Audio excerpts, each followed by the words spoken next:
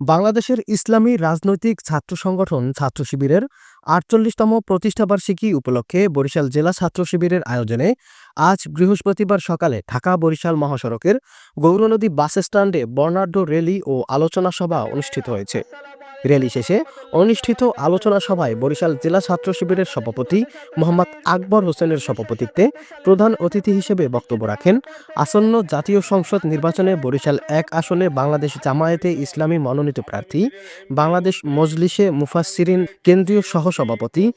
ও বরিশাল জেলা ওলামা বিভাগের সভাপতি হাফেজ মাওলানা কামরুল ইসলাম খান।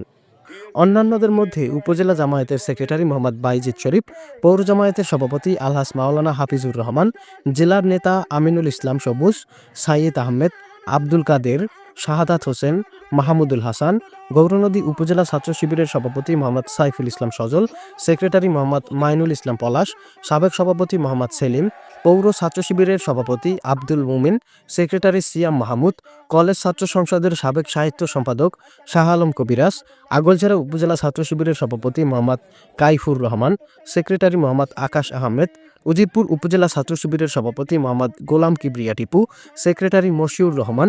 বাবুগঞ্জ উপজেলা ছাত্র শিবিরের সভাপতি সৌরভ সর্দার, সেক্রেটারি গোলাম রাব্বি, বানারীপাড়া উপজেলা ছাত্র শিবিরের সভাপতি মোহাম্মদ আরিফুল ইসলাম, সেক্রেটারি হাফেজ মেহেদি হাসান ও মুলাদি উপজেলা ছাত্র শিবিরের নেতৃবৃন্দরা বক্তব্য রাখেন। কারিগর, আগামী দিনের এমপি মন্ত্রী, আগামী দিনের ডিসি এসপি ওসি ভালো ভালো অফিসার সৃষ্টি হবে। সেখানে যখন দেখা গেল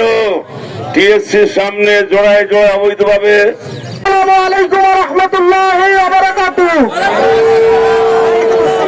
1977 সালের 6 ফেব্রুয়ারি ঢাকা বিশ্ববিদ্যালয়ের কেন্দ্রীয় জামে মসজিদ থেকে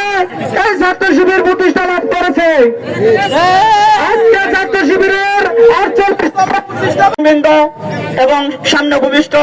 জনশক্তি এবং শিক্ষার্থী ভাইরা, আসসালামু আলাইকুম ওয়া রাহমাতুল্লাহি ওয়া বারাকাতুহু। 1977 সালের 6 ফেব্রুয়ারি ঢাকা বিশ্ববিদ্যালয়ের কেন্দ্রীয় জামে মসজিদ থেকে